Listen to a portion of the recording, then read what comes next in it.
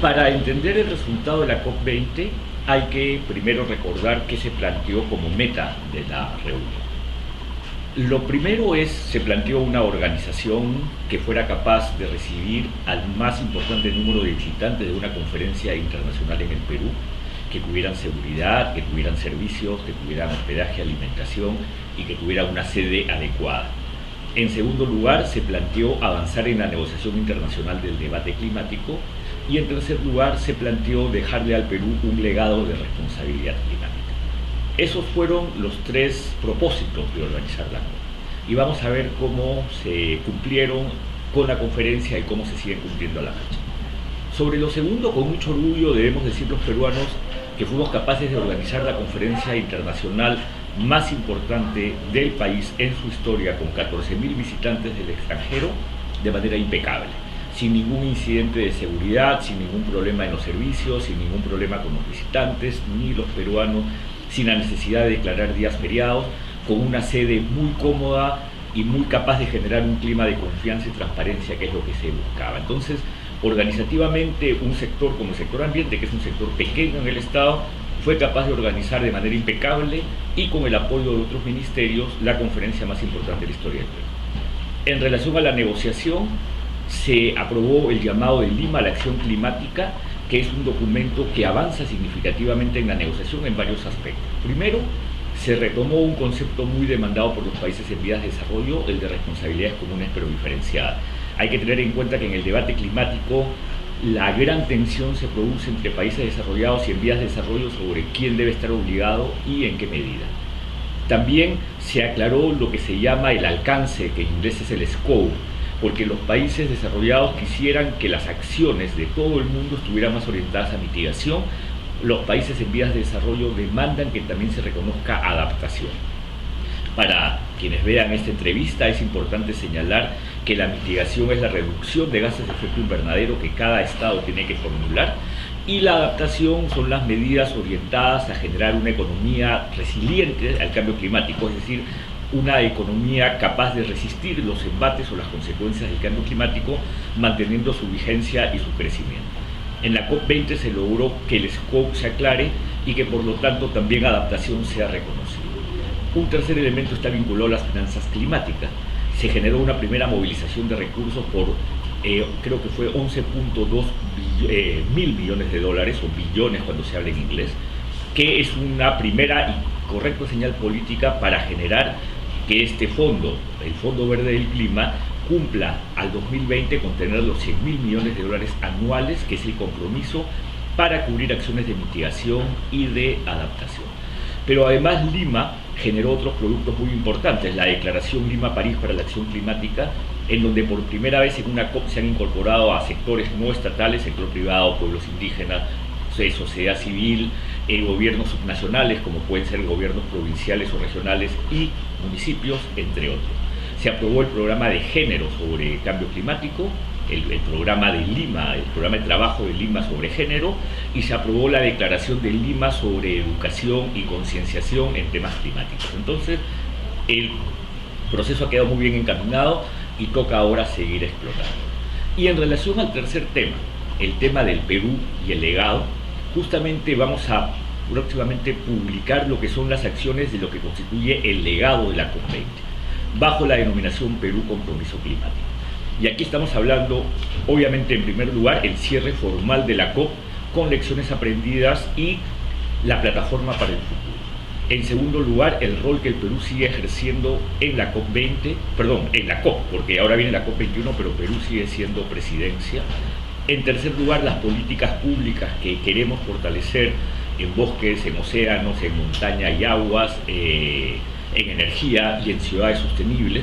Además, el rol que tiene el Ministerio del Ambiente en esta ley de cambio climático que está discutiendo el Congreso de la República. La contribución nacional, que es un elemento central en este debate porque es el programa Perú sobre mitigación y adaptación que tenemos que presentar este año a la Convención. Y finalmente las acciones de conciencia, difusión y comunicación. Entonces, todo este es el legado de la COP, y el legado de la COP y yo creo que ya está fortaleciendo la capacidad del Perú de ser un país climáticamente responsable. Yo creo que más que hablar de los resultados del 2014, voy a plantear dos de los desafíos para poder un poco balancear qué logramos en 2014 y a dónde nos orientamos al 2015. Una primera rama de trabajo del Ministerio del Ambiente es la consolidación de todas aquellas secciones que en su momento fueron fuente de conflicto, pero que ahora tienen una solución posible y sobre la cual hay que trabajar. Por ejemplo, el conflicto en las 4 cuencas del Pastaza, del Tigre, del Marañón y del Corrientes por actividad de hidrocarburos, que sigue vigente, pero creo que va a tener una consolidación este 2015 con respuestas vinculadas a las demandas de titulación, compensación, servidumbres, rehabilitación o remediación de tierras afectadas, consulta previa y además cláusulas contractuales. Acciones vinculadas a la descontaminación del lago Titicaca. El lago Titicaca es lamentablemente un desastre, lo ha sido históricamente, pero hay un compromiso para que se hagan las obras y se establezcan los mecanismos para que se logre una rehabilitación de este ecosistema. Acciones vinculadas a la bahía de Sechura, que también está sufriendo no solamente un problema serísimo de contaminación con aguas hervidas, sino a su vez un conflicto entre empresas de hidrocarburos que quieren atravesar ductos por la bahía frente a las langostineras, que en la mayoría de los casos son, o camaroneros, que son informales. Entonces ahí hay un conflicto serio que tenemos que resolver, entre otros. Y entre esto último quiero señalar la minería ilegal. Es tema sobre el cual espero que puedan luego preguntarme, pero que es un tema sobre el cual el Ministerio del Ambiente va a seguir trabajando fuertemente. Esas son las primeras acciones. Lo segundo es la consolidación de todo aquello que constituye los elementos centrales de la gestión ambiental, que se las pongo de resumen. Nosotros necesitamos tener un sector ambiente eficaz, un sector ambiente con una estructura interna sólida, y eso significa una modificación al ROF que nos permita, 6 años después de haberse creado el Ministerio, poder establecer la estructura adecuada para que nuestra gestión sea más eficiente. En segundo lugar, SENACE. Ya se aprobó la transferencia efectiva de aprobación de estudios de impacto ambiental al SENACE.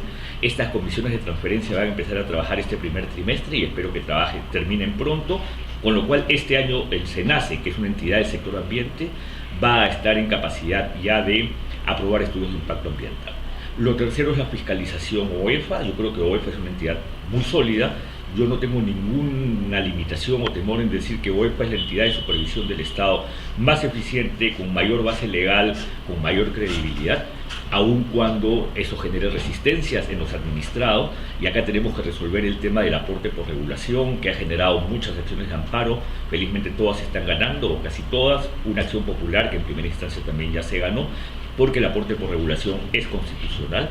Y lo cuarto es la información. Esos son 4 elementos centrales de la gestión ambiental que el 2015 vamos a trabajar en su fortalecimiento. Lo tercero, obviamente ya lo señalé, es Perú Compromiso Climático y todas las acciones de legado, cosecha positiva de lo que logramos con la COP20 e instalamos en el Perú como un elemento central. Obviamente también están todas aquellas cuestiones vinculadas a generación de conciencia y finalmente todo aquello que tiene que ver con instrumentos de gestión ambiental que requieren ser determinados, estándares de calidad ambiental, límites permisibles, entre otros. Y finalmente, ahora sí finalmente, está el tema de algunas acciones muy concretas. El Ministerio del Ambiente está a cargo de proyectos para que en el Perú hayan 31 nuevos rellenos sanitarios. El Perú tiene un déficit muy lamentable en el manejo de los residuos sólidos. El Ministerio del Ambiente está construyendo 31 rellenos sanitarios a nivel nacional, lo que elevaría la capacidad del Perú de tratar adecuadamente residuos sólidos del 30% a aproximadamente el 50%. Nos falta el otro 50%. Y todo esto lo queremos hacer alrededor de un concepto de Perú limpio que incluya no solamente el tema de disposición adecuada de residuos sólidos, sino fortalecer reciclaje, fortalecer reutilización. Hay que tener en cuenta que en mi gestión este ministerio ha podido lograr muy buenas normas y además ya mercados muy sólidos para el tema de residuos de aparatos eléctricos y electrónicos. Estamos trabajando residuos de la construcción para que los escombros no terminen en los acantilados o en los ríos o en los lagos. Hay que fortalecer residuos hospitalarios y hay un conjunto de otros elementos de tratamiento o disposición de residuos que tienen que ser fortalecidos. Perú Limpio es una actividad muy importante. Y a su vez Aire Limpio, porque todo lo que tiene que ver con mejorar nuestra capacidad de evitar o limitar el dióxido de azufre, el SO2, de limitar el material particulado que produce cáncer, es para nosotros fundamental y por eso hemos dictado normas vinculadas a importación de vehículos con mejores motores. Viene la reforma o mejora de la refinería de Talara, que va a bajar el azufre en los combustibles, entre muchas otras medidas. Ese es el paquete de acciones que el Ministerio del Ambiente propone para el 2015, sustentado en lo que logramos en 2014. Y acá debo precisar que hay mucha gente que habla continua y regularmente del paquetazo como una situación que supuestamente debilitó al sector ambiente. Eso es absolutamente falso. Todas las personas que alegan eso no pueden establecer un solo ejemplo de un debilitamiento. El sector ambiente sigue siendo fuerte y el 2015 vamos a fortalecerlo aún más. No hay una sola razón para señalar que el sector ambiente se debilitó, porque finalmente seguimos ejerciendo nuestras funciones con la fortaleza. Fuimos capaces de organizar una gran conferencia y de establecer un conjunto normativo que ha cambiado el paradigma de cómo se veía la gestión ambiental en el país.